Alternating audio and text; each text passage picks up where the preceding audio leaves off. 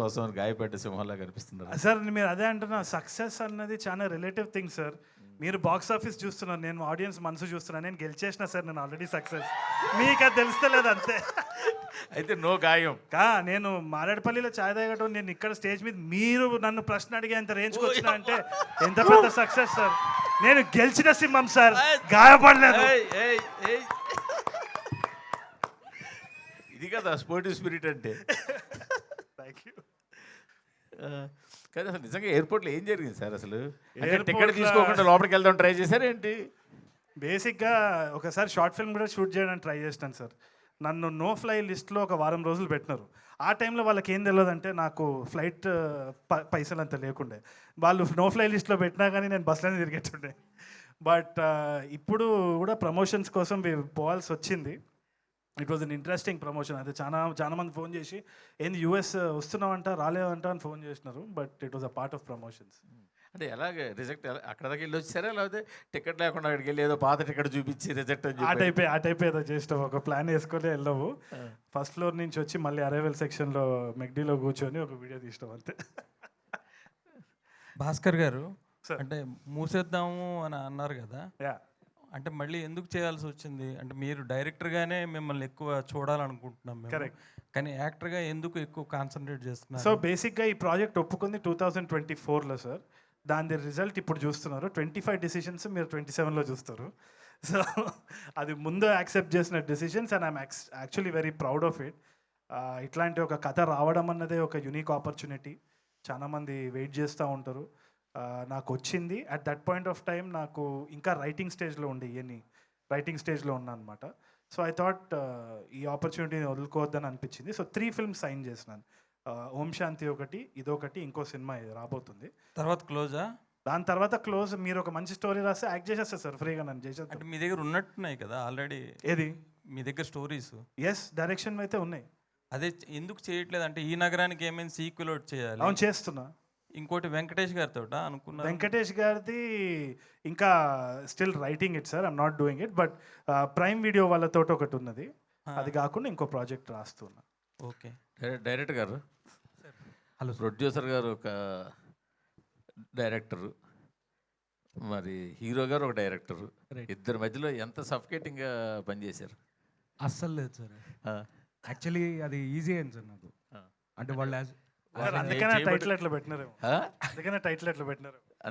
లేదు సార్, అంటే ఫ్రాంక్లీ అది ఈజీ అయిపోయింది. అంటే జస్ట్ మనీ వాళ్ళు చేశారేంటి? కాదు సార్, మనీ పెట్టడం వేరు. ఆ డైరెక్టర్కి అర్థం చేసుకునేది ఈజీ అయిపోయింది. యాజ్ ఎ డైరెక్టర్స్ వాళ్ళకి ఆ ప్రాబ్లం తెలుసు కాబట్టి అది చాలా కమ్యూనికేషన్ ఈజీ అయిపోయింది సార్. ఫ్రాంక్లీ ఆ ఫ్రీడమ్ కానీ ఆ స్టోరీ, ఇప్పుడు ఎస్పెషల్లీ ఈ స్టోరీ చెప్పినప్పుడు మరి వాళ్ళకి ఈజీగా అర్థం చేసుకోవడానికి కానీ, ఓకే ఇది కొంచెం అవుట్ ఆఫ్ బాక్స్ వెళ్ళినా కూడా ఓకే గట్సీ ఫీలింగ్తో వెళ్ళిపోదాం అనడానికి అది డైరెక్టర్ అయితేనే ఈజీగా అర్థమవుతుంది. యాజ్ అన్ యాక్టర్ కూడా నేను తరుణ్ని ఫస్ట్ చాయిస్ అనుకున్నది ఆయన్ని, ఎందుకంటే యాజ్ ఎ డైరెక్టర్ అది ఈజీ టు అండర్స్టాండ్. నాకు ఈ క్యారెక్టర్ని ఈజీగా అర్థం చేసుకుంటారు, యాక్టింగ్ బాగా చేస్తారు అనేది నా పాయింట్. డైరెక్టర్ గారు, ఇక్కడ ట్రైజర్ లాంచ్ అని పెట్టారేంటి? ఇది ఈ సినిమాలో మల్టిపుల్ జానర్స్ ఉన్నాయి సార్. అయితే ఒక టీజర్ ఇస్తే సరిపోదు, అలానే ఫస్టే ట్రైలర్ ఇవ్వలేము. సో ట్రైలర్కి తక్కువ, టీజర్కి ఎక్కువ, ట్రైజర్ అని పెడదాం. తరుణ్ గారు అంటే హాయ్. యాక్చువల్లీ ఏంటి, డైరెక్ట్గా ట్రంప్ గారితోనే పెట్టుకున్నారు. లైక్ ఈ టీజర్ చూసాక అసలు మీకు వీసా వస్తుంది అనుకుంటున్నారా? మొన్న ప్రమోషన్స్లో జరుగుతుందేమో అనిపిస్తుంది నాకు ఈ టీజర్ చూసి. నాకు అదే భయం అవుతుంది. ఇక నేమ్ చేంజ్ చేసుకొని ఆధార్ కార్డ్ మార్చుకొని పోవాల్సి వచ్చే పరిస్థితి వచ్చేటట్టుంది. మరి చూద్దాం. అండ్ ఏమైంది, నగరానికి 2కి ఆ సినిమాకి కల్ట్ ఫ్యాన్స్ ఉంటారు. ఇప్పుడు సీక్వెల్ వస్తుంది, మీరు ఇందాక అన్నట్టు ఫస్ట్ హాఫ్ అయిపోయింది. సో ఎప్పుడు రిలీజ్ ఉండొచ్చు ఆ cinema? I think mostly October November అనుకుంటున్నాం టెంటేటివ్లీ. ఇంకా ఒక షెడ్యూల్ అయితే ఒక క్లారిటీ వస్తుంది మనకి, రన్వే ఎంత ఉంది, పోస్ట్ ప్రొడక్షన్ ఎంత టైం పడుతుందని. కానీ టెంటేటివ్లీ ఆ టైం అనుకుంటున్నాం. తరుణ్ గారు, ఆల్ ద బెస్ట్ అండి. చాలా బాగుంది. తరుణ్ గారు, గాయపడ్డ సింహం అంటున్నారు కదా, మీ రియల్ లైఫ్లో ఎప్పుడన్నా గాయపడ్డారా? రోజు గాయపడుతూనే ఉంటారు కదా సార్, మీరు చూస్తున్నారు. అంటే ఎలా, అంటే సినిమానా లేకపోతే మామూలుగా? ఏదేది గాయం అంటే ఆ, ఇప్పుడు స్టేజ్ మీద ఎట్లా పైకి చూపిస్తారు సార్? కనబడే గాయం కాదు సార్, మానసికంగా. అంటే దట్స్ లైఫ్ ఏమో, అప్ అండ్ డౌన్. ఇట్లా మీటర్ ఇట్లా పైన కిందికి పోతేనే బతుకున్నట్టు, ఇట్లా అని పోతే చచ్చిపోయినట్టు సార్. So బాలకృష్ణ అప్పుడప్పుడు సినిమా టైటిల్లో గాయపడాలి. ఉందండి గాయపడ్డ సింహం. ఏదండి? బాలకృష్ణ సినిమా టైటిల్లో ఉంది గాయపడ్డ సింహం. అవునా? Was that the intention? కాదు మరి ఇప్పుడు గాయపడి సింహాన్ని పెట్టారు కదా, బాలకృష్ణ గారు బాగా ఫీల్ అవుతారేమో మరి. అలాగా సార్, ఇది కేజీఎఫ్లో డైలాగ్ ఉంటుంది కదా సార్, గాయపడ్డ సింహం నుంచి వచ్చే శ్వాస గర్జన కంటే భయంకరంగా ఉంటుంది. సో దీంట్లో ఆ డైలాగు సినిమాలో వాడటం జరిగింది ఆ నరేషన్కి. అదే అదే అదే మరి యూఎస్లో ఏమైనా ప్రమోషన్ చేస్తారా దీన్ని? మాకు వీసా వస్తే మాకు వీసా వస్తే డెఫినెట్గా చేస్తాం సార్. ప్రొడ్యూసర్ గారు సార్, ఇలాంటి కథలు అసలు మీరు జడ్జ్ చేయడం చాలా కష్టం. ఇలాంటి కథలు ఏ ప్రొడ్యూసర్ అయినా సరే కథగా చెప్పేటప్పుడు కొంచెం క్రేజీనెస్ ఉంటుంది, కానీ స్క్రీన్ మీద ఎలా ఉంటుందా, స్క్రిప్ట్లో ఎలా ఉంటుందా అన్న కొంచెం కన్ఫ్యూజన్ ఉంటుంది కదా.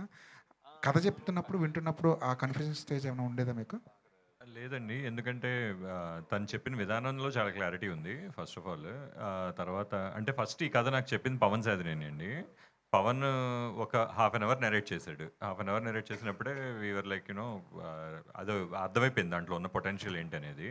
యాజ్ ఎ ప్రొడ్యూసర్ మేము అర్థం చేసుకోవాల్సింది ఏంటంటే అసలు ఇది ఎంత రిలవెంట్, ఏదైనా ఒక సబ్జెక్ట్ మనం ఎత్తుకున్నప్పుడు అది ఎంత రిలవెంట్, అది ఎలా వెళ్తుంది, అది ఆడియన్స్ దాన్ని ఎలా ఎత్తుకుంటారు అనేది చాలా ఇంపార్టెంట్. సో ఆ ఆస్పెక్ట్లో మాకు ఇది చాలా రిలవెంట్ టాపిక్. దీని మీద ఒక సినిమా తీస్తే ఖచ్చితంగా ఇది అందరికీ, నాట్ జస్ట్ అంటే ప్రతి ఇండియన్, ఆల్మోస్ట్ మన ఎస్పెషల్లీ ఆంధ్ర వాళ్ళు, తెలుగు వాళ్ళు అందరికీ కూడా యుఎస్ వెళ్ళాలనేది ఒక డ్రీమ్. అది అలాగే అక్కడ అమెరికాలో ఉంటున్న మన తెలుగు వాళ్ళందరికీ కూడా ఇది.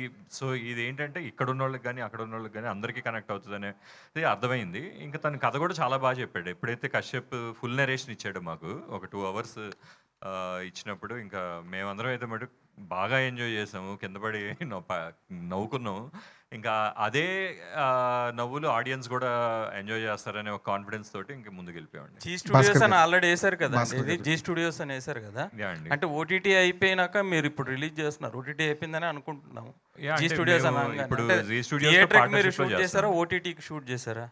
లేదండి, ఇది మీకేమనిపించింది చెప్పండి, థియేటర్కి అంటే అనిపించిందా ఓటీటీ? ఆ జీ స్టూడియో అనగానే ఈ మధ్య అన్ని జీ స్టూడియో వాళ్ళందరూ ఓటీటీకే ముందు ప్రిఫరెన్స్ ఇస్తున్నారు. లేదండి, సేఫ్ అయినాక థియేటర్కి రిలీజ్ చేస్తున్నారు. అది అన్ని పక్కన పెట్టద్దు. మీకేమనిపించింది చెప్పండి, ట్రైజర్ చూసారు కదా మీరు. అంటే బాగానే quality ఉందండి. ఎలా ఇప్పుడు ఉంది? నేను Theatre ప్రైజర్ quality అది ఉంది బాగానే కదా. ఉందండి. Yeah. కానీ తరుణ్ భాస్కర్ లీడ్గా వచ్చిన ఈ మధ్య కొంచెం డిసప్పాయింట్ చేసేగా. అంటే ఇంకా చాలా సర్ప్రైజెస్ ఉన్నాయి. ఆయన ఆడియన్స్ మనసులు గెలుచుకున్నాడు కానీ బాక్స్ ఆఫీస్ మనసులు గెలుచుకోలేదు ఇంకా. సార్ మీరు ఏం చేయాలంటే మీరు స్టోరీ రాసి ప్రొడ్యూస్ చేయండి సార్, అది హిట్ కొడతాం మనం ఫస్ట్.